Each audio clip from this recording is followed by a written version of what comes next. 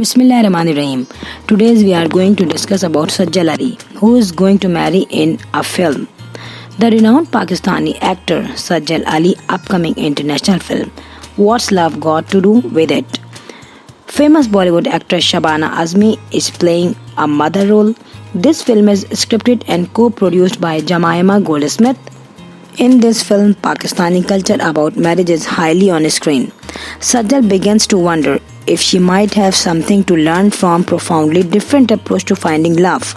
This film defines a British girl who is a friend of groom, also enjoyed Pakistani wedding and got new experience. All Pakistani fans of Sajjal Ali are very happy for it. No doubt, Sajjal is representing Pakistan in this film. It will play on Roy Thompson Hall on Saturday on 10th of September. Sajjal plays character of Maimuna.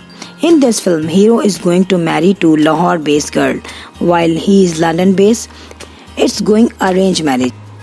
This film is filmed in Lahore and London, so different cities of Lahore can be seen in this film easily.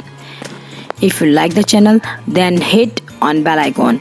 I will be logging in next vlog. Till then, Allah Hafiz. Bye bye.